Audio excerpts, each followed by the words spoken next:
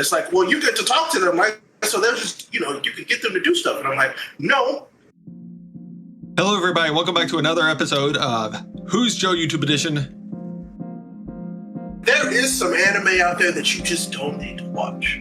That's a good one. That's a really good one. That's a favorite. Joe, you bring up a very valid point.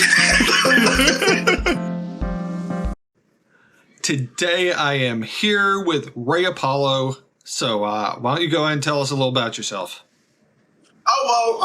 Like Joe so graciously said, my name is Ray Apollo. I am a full-time content creator turned Twitch employee, but still a creator. Loves all things anime and manga, having a good time, technology. I build robots. I love beer, craft beer specifically. I drink a lot of water, and I'm ready to be here. Thanks for having me, Joe. I really appreciate you coming on, being a guest. It should be a lot of fun. Yeah. First off, I want to thank you for wearing more than a hoodie. Sometimes that's all I wear. And that's it. Yep. Well, I appreciate the thoughtfulness. I did this for you, Joe. You're right. I did this for you. Mm-hmm. So, the question before our first question is going to be, what my hero character do you think would be best at a staring contest? At a staring contest? Is it cheating if I say Aizawa? That would have been my go-to answer. That would have been my go-to answer. I'm like, I would hope that man can win any staring contest because sometimes it depends on his life. Yeah, I think that's good. But I would say a close second would be Mineta, but that's because he's weird. And you know why. I do. I know why. He's got the stare that you don't want. Nope. You do not want Mineta to stare at you. That's right. I like that question. That's a good one. I'm going to ask you my typical first question. We're going to count down from 5. But I haven't done this for anybody else, so you should feel special. I've got some advice for you. All right, what's up? Tell me. Hit me with it. Everybody else keeps their eyes closed. The full 5 countdown. My advice to you is that doesn't work. That's like going from it being really hot outside to really cold inside. You shock your eyes that way. Yes, climate change. So what you do instead is every countdown, blink twice real quick. 1, 2, yeah. So 1, blink, blink. Well, 5, blink, blink. 4, blink, blink. 3, blink, blink. And then after 1, just keep it open. All right. See, I'm getting tips from the master. All right, bad. I'm still going to lose. Whatever. So now I'm going to ask you our typical first question is if you could collaborate with anybody on anything, who would it be? And I'm going to start the countdown now. 5, 4, 3, 2, 1. Kat Dennings on a YouTube cooking show. I think that'd be hilarious. And we are both very attractive. So that show would do very well on the internet. Yep. Have you gone without blinking so far? I think so. Well, so far you are the only person who's made it through answering the whole first question without blinking. So kudos to that. That's right. Nerds get wrecked. I'm kidding. I'm sorry. You're all really nice people. So before you got on this call to do this interview, did you have to kill a bug? Yes, actually. It was a carpenter ant. I'm trying to get rid of carpenter ants in my house, and I hate it. I was looking through your Twitter earlier, and I saw you making a post about your wife getting you to kill a bug before you got on a meeting. Yeah, it's true. Puppies are yelling. But yes. What was it like to be on Make and Contain Action podcast? Well, I was on with Paul and PM, and it was hilarious because Trevor hates me. No, he doesn't hate me. It was just he wasn't there. He's a professional baseball player, very busy man. I understand. I get it. But I would have preferred Jen to PM. No offense, PM. Just kidding. Not kidding. I love Jen. Is it okay to call you out for blinking? Did I blink? You did. Yes, I just blinked. I said the word. I blinked again. Yep. Blinking is a natural thing. It's overrated. What you're doing, Joe, is unnatural. Well, you did a good job. Thanks, I tried. You probably made it longer than 95% of my other guests. Well, see, that's me. I'm a try hard. Not really though. That's just my eyes are very large. That's all. That's it. But I tried. That's all I can do is try. I was like, I'm gonna get on here and I'm gonna try my best for Joe. I was like, I'm not gonna half-ass it. I'm gonna try for Joe, and I did. So well, that was a good try hard sweat attempt, and I appreciate it. Of course. I am now 38-0. And for those of you who have watched my videos before, you know I am going to attempt to go the rest of the interview without blinking as well. Oh my goodness, Joe. More power to you. I want you to go 100-0. Wait, yeah, did I say that backwards? Yeah, 100-0. Yeah, do that one. That's my goal. And I'm speaking this into existence. I'm manifesting this. My 100-0 video is going to be against Ryan Reynolds. I would love to see that. Yes. I would absolutely love to see that. So you talked about earlier about being into craft beer, and I saw on the May Contain Action podcast that you're a craft beer taster. How long have you been doing that? So funny story about that. I've been doing that for, I think, at a minimum 4 years. It all started because my wife and I took a class at the local university, and it was taught by one of the biggest beer distributors that we have here. And I'd probably like to say Kansas. He's had beer from all over the world. He gets beer from all over. He is the beer guy. And he taught this course, and I had a great time. Like before that, I didn't really care about beer. But I learned so much in that course. I was like, this stuff is pretty cool. So I drink craft beer for the different tastes that I enjoy. And I do a Twitch stream with my buddy Sherb called Batch One Was Better, where we taste beers once every 2 weeks. And we have a great time. Actually, this Wednesday is our upcoming episode, and it's going to be a good one. So, yeah, I love it. It's a lot of fun, and it's delicious. You might have to get me on that one of these days, because I used to own a little microbrewery.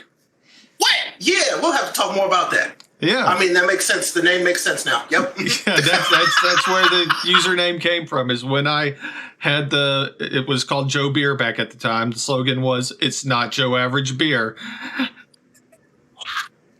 And I had my own little craft brew pub / microbrewery type thing going on. Awesome. Yeah, you'll absolutely tell me more about it. Actually, you know what? Tell me more about that.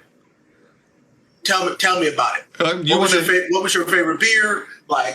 What were the labels like? Tell me about it. Okay. This is new. I'm not used to being on the other side of being asked the questions, but we'll go with that. I had 4 year-round beers. I had an IPA, a Hefeweizen, a chocolate raspberry porter, and a honey ginger saison. Very, very small system. We had 2 Sabco Brew Magic systems that we ran simultaneously. And I just do all kinds of crazy stuff. I did a beer with bacon in it. I did a how'd that go? It actually didn't turn out all that well. And sometimes that happens, but you gotta try stuff. Yeah. I did a Scotch ale. I did a Belgian quad. Jeez. Yeah. Oh, man. Okay. I'm proud of the Scotch ale, mainly for the name. Because in Alabama, the legal alcohol by volume for beer is 13.9%. So you can't go above that. Right. And mine bumped up right close to that, somewhere in the 13% range. But I called it barley legal. That's also really good. Yes. Whenever I need something named, I'm going to message you and be like, Joe, this is what I need named. Hit me with a name. Yep. I'll share 2% of the profit. Don't worry, it's fine. I would love to have that 2%. But no, that's awesome. Yeah, cool. So I guess we'll roll on into my next question. Is I know you're really into anime. Obviously, that's why I brought up the My Hero question first. Yeah. But why don't you tell me a little about the depths of the Crunchyroll ghetto? Oh no, you don't go there, Simba. Oh man. So I mean, there is some anime out there that you just don't need to watch. Period. One in particular that I even hate to like bring up because somebody's gonna go check it out. And it's like, do I want to do this to somebody? And somebody's like, oh, I've never heard it. I'm gonna check it out. You probably shouldn't. But it's called Redo of Healer.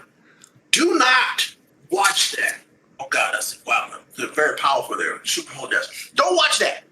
It is I don't even know how that got serialized, period. But it is a story, it's a revenge story that takes a very, very, very terrible turn. So a lot of trigger warnings, let me tell you. But it's not a good time. I'm on an anime podcast and I painstakingly took one for the team to tell like folks not to watch it, but I had to watch it in order to tell people why they shouldn't watch it. It's not good and it's bad, and it made me feel bad watching it. So don't go there, Simba. Never go there. I've been watching some anime with my daughter. We watched My Hero, watched Demon Slayer. Yeah. Have been binge watching Naruto. Yes. Have you two watched Dr. Stone? We have not. Add Dr. Stone to the list. It's got a lot of actual science baked into the anime. It's really cool to see. I know you're in community marketing. What do you think is the biggest misconception out there about community marketing? Just in general? Yeah.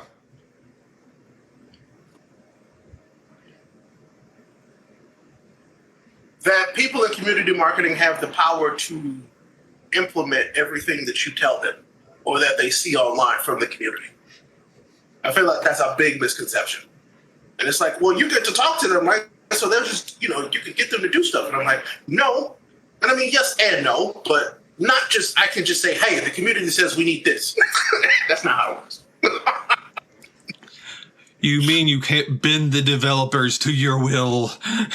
Unfortunately, no. I've been to their will. So one thing I saw that you, and we're going to take a kind of U-turn here. That's okay. One thing I saw you talk about on Twitter and saw you talk about on your Twitch stream is kind of creator burnout and that whole idea or that whole, I don't know the word. How do you deal with creator burnout in your own life and how do you try to prevent it? So I've been, not that now that I know for me what it is when I'm feeling burnt out or when I burnt out, I can tell that as a creator, I've burned out majorly 3 different times. And it's basically when it becomes I'm more obtuse to wanting to create things. That's when I know that I'm burnt out or burning out. And so now that I've identified that for myself, now I just take my time.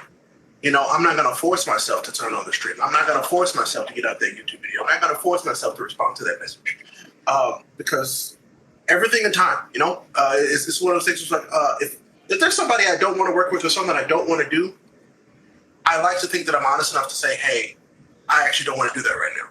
But I also have gotten to the point where I needed to be more candid and be like, actually, I don't have the bandwidth to do that right now. It's not that I don't want to do it. It's just that I don't have the bandwidth to do it right now. And it really just comes to like paying attention to yourself and your energy levels and like being sure that if you're not enjoying what you're doing, you really need to kind of like take a second to be like, hey, all right, why am I doing this? And what were the parts of it that I really enjoyed? How do I focus on that? I mean, all this internet, the internet gives us this perception of the rat race constantly going on. And, that sucks sometimes because you think, you see people doing stuff all the time. But in reality, sometimes that stuff's been done for months. And, you're just not seeing the result of it. So it's like, it's hard not to compare yourself to that when you don't have all of the context, but it's what you're seeing. Because the internet and social media is a literally constant and instant information. And so in some ways it's fantastic, but also in other ways it's detrimental to us as creators. because we're always thinking we're behind. And I mean, in some cases we are, but we also have to learn to love our content and also learn to be better, not to compete with somebody else's. So and so yeah, just to combat burnout, I try not to create as much, but also take the time to consume content that I enjoy. That was a problem I was having, learning how to consume content on my own time and not feel bad about not sharing that with somebody else. So that's a big thing for me now. I play games on my off time all the time now, and I love it. Oddly enough, I enjoy making videos where I stare at people. You know, Joe, you bring up a very valid point. But the reason I enjoy it, joking aside about me just staring at people, is I enjoy hearing people talk about what they're passionate about, what they do, what makes them tick. It's exciting to hear people get excited. Mm-hmm. Like passion is what's the word? Contagious. Like you hear somebody talk about what they're actually passionate about, and like you get excited with and for them, and also like it kind of like gets you thinking. Those gears turn. It's like, oh man, I love this sort of thing. You know, I love making paper airplanes. And I love it a lot. I want to tell people about it. It's contagious. And I wish that more people were more candid about their passions. Not just for the sake of monetizing them, because I feel like that's another trap that we fall into.